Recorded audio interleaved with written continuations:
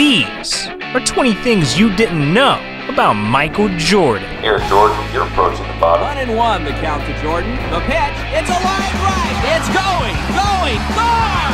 And for number 20, there's no way you knew that MJ is a professionally trained motorcycle racer. When did you discover motorcycle road racing? Once I started watching, I said, I gotta get out there and do that stuff. Michael Jordan is gearing up for the race of a lifetime. They're coming around the corner. It's the final lap. Can he win it? Oh, that's Michael Jordan! Yeah, Jordan's got a need for speed. But in number 19, all he needed was help. Because I bet you didn't know that MJ once got humiliated by a kid in a wheelchair. Yeah, this is Eric Barber. And when he was just 3 years old, he lost the ability to walk. And growing up, he was obsessed with Michael Jordan. So in 1987, he wrote a letter to MJ, challenging him to a game of wheelchair basketball. And a few months later, his wish finally came true. What's your strategy for this one-on-one contest? Well, pretty much just to go around him, keep him off balance. I miss get a rebound before he gets there, Well, he's not scaring me at all. He can talk all this trash on TV. We're gonna go at it when we get on the court. Michael posting up Eric right away, misses a short jumper. Remember now, Eric has 15-foot range. Good speed, he makes the turn on Michael. It's 4-0. Michael playing that Matador defense. Watches Eric go right by. Eric looking for that favorite spot. Eric Barber from the top of the key puts it away. Damn, that kid was on a roll. And we're rolling to number 18, because you probably didn't know that Michael Jordan sells his underwear. Right here, an unusual item hitting the auction block. Michael Jordan's underwear. Yeah, personally worn by the Bulls legend himself. Apparently got plenty of use. Leland's auction site points out the loose threads and a worn Jordan logo. The shorts even have a dry cleaning tag still attached. Yeah, Jordan's sweaty underwear is worth $3,300.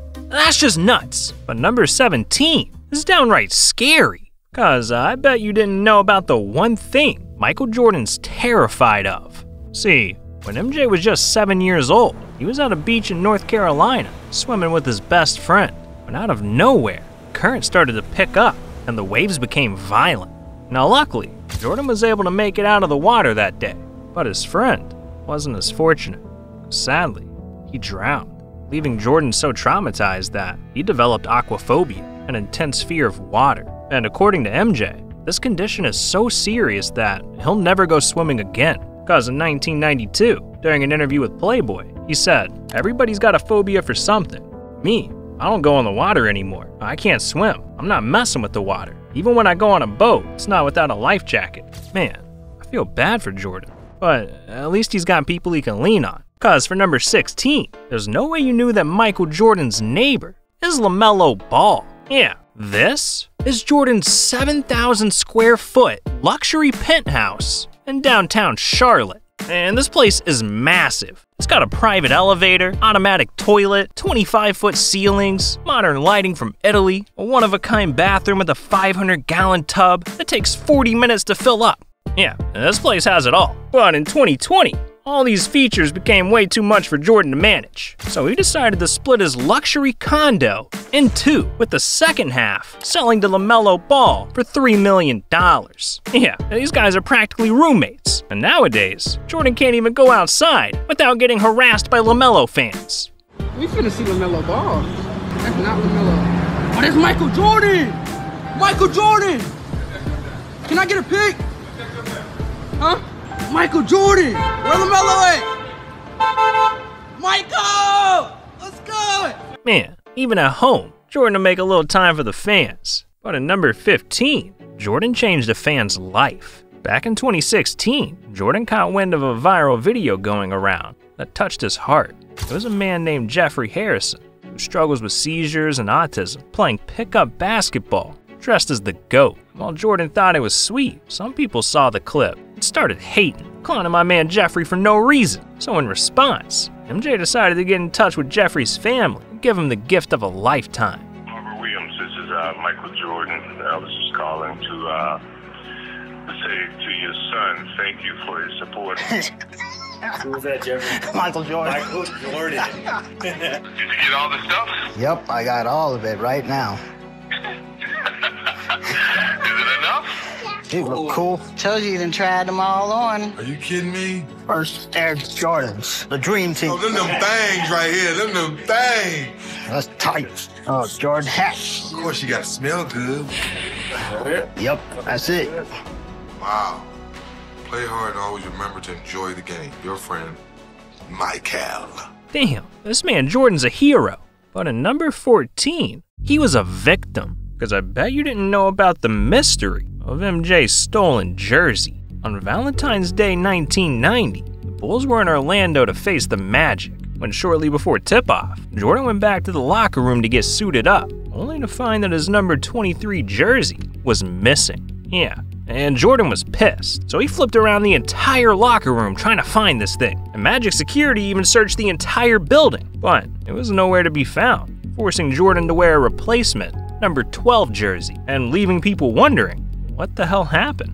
Well, eventually, the world would get some answers, because after the game, the Magic decided to launch an internal investigation, and a couple of days later, they made a shocking discovery. They found out from security that one of their personnel had set up a plan to get the jersey, had actually gone through another locker room, climbed over the ceiling, came through a ceiling tile, grabbed the jersey, put it back in the ceiling, planning for, I guess, a few days later to come back and get it after thinking no one would figure it out. Yeah, a rogue Magic security guard climbed through the ceiling and stole Jordan's jersey. Damn, that guy really wanted it. But in number 13, Jordan really wanted something else. Because you might not have known what MJ's career would have been if it wasn't for basketball. If you were back in time and you couldn't play basketball or baseball, what sport would you play? Great question. I went to college. I got my degree in cultural geography. Everybody want to know what is cultural geography. But it's an introduction to meteorology. I always wanted to be the weatherman. Don't tell me I'm laughing, that's funny, but that's what I really wanted to do. Yeah. So if I wasn't playing basketball, baseball, I was going to tell you what the weather was going to be like tomorrow. Michael Jordan wanted to be a weatherman. Well, that would have gave Air Jordan a whole new meaning, huh? But number 12 gave divorce a whole new meaning. Because you probably didn't know that MJ had the most expensive divorce of all time. Back in 2006, after 17 years of marriage, Jordan's wife Juanita officially filed for divorce. Breaking up is hard, but to make matters even worse, as a part of the divorce settlement, Jordan had to cough up a gold mine, giving Juanita possession of his 7-acre mansion in Chicago and $168 million cash, which at the time was the largest divorce settlement ever. Man, MJ was down bad, but he was down even further in number 11, because I doubt you knew about the time Jordan was nearly cut in half by a sword. Yeah, back in college, during a local martial arts show, Jordan got invited on stage for a sword trick, where a samurai would slice a watermelon on top of his stomach. And Jordan thought it was gonna go smoothly, but the samurai accidentally cut too far, slicing Jordan's stomach and sending him to the hospital for stitches. Jeez. But alright, dog, we've hit the top 10, so you're gonna see a whole new side of Michael Jordan. Like, I bet you had no idea that Jordan owed thousands of dollars to a convicted felon, or that MJ had an injury so bad, it almost ended his career. Yeah, but I almost had an injury that bad too. See, when I was younger, I tried shaving my newly grown beard, but it didn't go well. After that, I was too afraid of shaving, so my beard kept growing. No razor or trimmer that I tried worked for my special face shape. That was until I found the Beard Hedger Pro by Manscaped. The perfect kit for anyone looking to get that clean-cut beard. The beard hedger trimmer has more than 20 hair cutting lengths that can be selected with their guard link zoom wheel. And I'm gonna be honest, when you're out trying to find your next match, your beard traps all kinds of dirt and oil in it, making it smell and causing irritation. That's where Manscaped's beard shampoo and beard conditioner comes in, making your beard soft and sexy. So go to manscaped.com today and get 20% off plus free shipping when you use promo code REBOUND at checkout. Now, growing a clean beard is possible thanks to Manscaped. And I must say, the ladies love it. But alright, dog, it's time to talk about number 10. The time Michael Jordan nearly quit basketball because of his injury. See, in 1985, young Jordan was on top of the world because he had just averaged 28 points per game, won Rookie of the Year. People were already calling him an NBA superstar. So going into year 2, MJ was expecting to take his game to an even crazier level. But instead, just a few days into the season, this happened. It was the third game of the season. It was my second season. We were playing Golden State. I go up for a lob. When I landed flat-footed. When it did the catch game, it was a clear break. And I was done. I was devastated because I never got hurt. I'm in the cast. I couldn't do anything. I was anxious. I'm pretty sure I was irritable to a lot of people. MJ completely shattered his foot, leaving the NBA world devastated. And according to Bulls team doctors, Jordan suffered a navicular stress fracture, an injury that's extremely hard to recover from due to lack of blood flow, and in some cases, may never heal.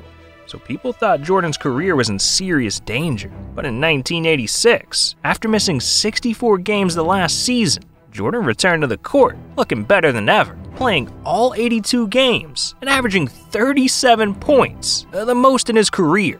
Damn, the man went from limping off the court to running it. But he didn't always come out on top, cause at number 9, you might have missed that MJ once owed tens of thousands to a convicted felon. See, in 1992, MJ found himself in a different court because he was forced to testify in the trial of James Slim Booler, a man that was facing life in prison for money laundering and drug charges. Yeah, Jordan got caught up with the wrong dude, and while in court, authorities questioned MJ about something suspicious. A check he wrote to Booler for $57,000, with people wondering if this money was to cover up something sinister. Michael Jordan's day in court was a short one. He spent a lot less time on the witness stand than he does on the bench at Bulls games, and that's not very much. But the few questions he did answer shed new light on his gambling debts and how they mounted so rapidly. Michael, why did you take the Leaving the court after testifying, it was clear Jordan couldn't wait to put it behind him fast. Normally, he's patient with reporters, but there'd be no post-game interviews today. On the witness stand, he looked uncomfortable when he talked about the high-stakes golf matches, which led to checks like these. More than $100,000 lost in golf and card games. While under oath, Jordan claimed the real reason for the check was to cover a gambling debt that he owed to Slim. So in the end, Jordan might not have faced any consequences himself, but he still learned that some bets aren't even worth making, because his buddy Slim was found guilty and was sentenced to 9 years in prison. Damn, this man Jordan was hiding some crazy stuff. And I bet you didn't know about number 8 either, the meaning behind Jordan's iconic jersey number, 23. Well, in high school, when I played with my brother, my favorite number was 45, and his favorite number was 45. But we were on the same teams. So he had seniority, he had the option to wear 45, so I just figured 23 was half of 45, 22 and a half. So I grabbed 23, and 23 has kind of stuck with me the whole time. Yeah, Michael Jordan almost wore 45. That's just weird. But number 7 is freaky, because there's no way you knew that Michael Jordan has a secret tattoo. Yeah, in 1995, Jordan was featured shirtless on the cover of a book titled Rebound. No, I'm serious. The book was actually titled Rebound. And on the cover of this book, Jordan has what looks to be a tattoo on his chest. And after staring at this shirtless picture for a couple of hours, I got curious. What was the meaning behind this tat?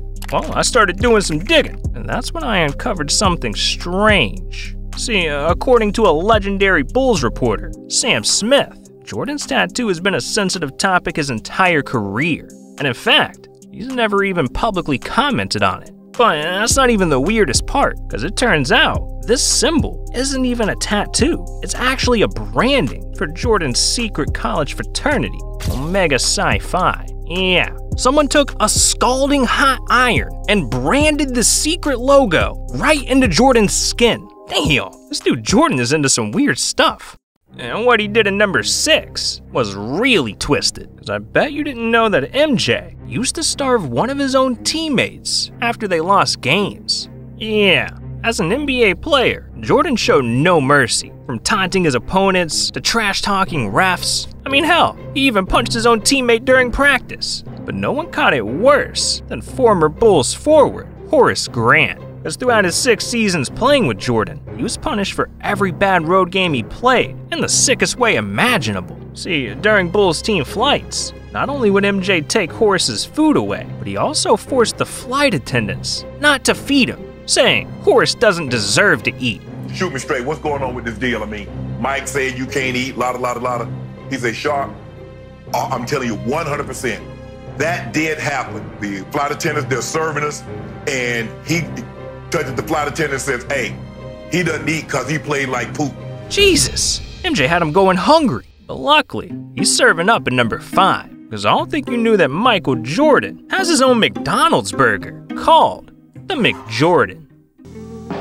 LA is feeling blue. Detroit's the same way too. Cause only one team can repeat, and only one town gets to eat. The McJordan special. Now it's back in town. McDonald's today. They were loving it. But Jordan wasn't loving number 4, because it turns out MJ has one of the most embarrassing records in NBA history. During the 1990 All-Star Weekend, Jordan suited up for his very first three-point contest, and he was expecting to put on a show. But instead, he put on a stinker of historic proportions, missing 25 out of 30 shots. Here earlier today for some school kids, it was on fire at that time. It seems to still be on it right now. 28 seconds remaining. Well, Jordan has really struggled in his first 2 rounds. Yeah, Jordan couldn't make a damn thing. By the end of it, Jordan had set an all-time record for the worst three-point contest in NBA history. But alright, dog, we've hit the top 3, so it's about to get goated. And we gotta start with the real reason Jordan became the greatest. Because you might not have realized that MJ had the greatest training method of all time. This is legendary sports trainer Tim Grover. And in the early 90s, he was hired by Jordan to help transform his body into a machine, increasing his strength in the weight room, watching his diet, and even inviting Jordan's teammates to work out in the morning as part of the Breakfast Club. But there's one thing that Tim did that was insane. See, to make sure Jordan wasn't overworking certain parts of his body, Tim studied his every movement. In fact, in each game that Jordan played, Tim counted every single step Jordan took on the court. I would literally write down how many steps he took every single basketball game. I have pieces of paper still now. I would rewind it, watch it again, rewind it, watch it again, 1, 2, 3, 4. This is how many steps he took in the first quarter. This is how many took in the second. These how many took he took to the left. This is how many took to the right, forward, back, all this stuff. So that way I could understand which body part and which angle he used most, which one he used less. And the training programs were totally developed around that methodology. Damn, this man Jordan hired the human Fitbit. But hey, it's not always about basketball with Jordan. Sometimes it's about giving back. And for number 2, you probably had no idea that the amount of money that Jordan's donated to charity is more than what he made in the NBA. See, Jordan made bread in the league, because after 15 seasons in the NBA, he earned over $90 million from his team contracts alone. And that's a boatload of money. But to Jordan, that's nothing, because he gave it all away, and then some, donating over $100 million to different charities over the course of his life. Wow, Jordan really knows how to spread the wealth. And he knows how to spread some knowledge too, because there's one final thing you should know about Michael Jordan. It's that his greatest student was the Black Mamba, Kobe Bryant. See, when Kobe first came into the NBA, Jordan was at his peak, dominating anyone that got in his way. And in their first couple of matchups, all Kobe could think about was one day earning the respect of the GOAT. So over the next couple of years, he kept working on his game until eventually, in 1998, he finally got Mike's attention. It was during the 1998 All-Star Game. Kobe made waves, becoming the youngest NBA player ever to start in an All-Star Game. With an achievement like that, Jordan started seeing huge potential in Kobe. So after the game, he pulled him aside and said, "If you need anything, just call." And that marked the beginning of an iconic friendship, because from that point on, Kobe was calling up MJ every week, asking for basketball tips, how to handle the media, life advice. Jordan was like Kobe's older brother. Mike, after you fake the ball, where else you going? You left your feet. Yeah, but where else you gonna go? In the game, I go for you. I spun all the way around. I go for these ribs right here. Like, is Michael Jordan a friend of yours? He's a good mentor, man. He's like a big brother. How about the best advice you've ever gotten from him? Probably the best advice was to be me. To be me. Kobe and Jordan had nothing but love for each other. And by the time they both retired from the NBA, the two were practically family. And while sadly, the world may have lost the Black Mamba in 2020, the man will never be forgotten. Because MJ is going to remember his greatest student and his little brother, Kobe Bryant, for the rest of his life. This kid had passion like you would never know. What Kobe Bryant was to me was the inspiration that someone truly cared about the way I played the game or the way that he wanted to play the game. He wanted to be the best basketball player that he could be. And as I got to know him, I wanted to be the best big brother that I could be. Damn, now that's goated. But alright man, that's gonna be it for the video. Again, big shout out to our sponsor Manscaped. Thank you for making videos like this possible. Make sure you guys go click that link, support the brand. They're supporting us, alright? Appreciate all the love. I'll see you guys in the next video. Peace.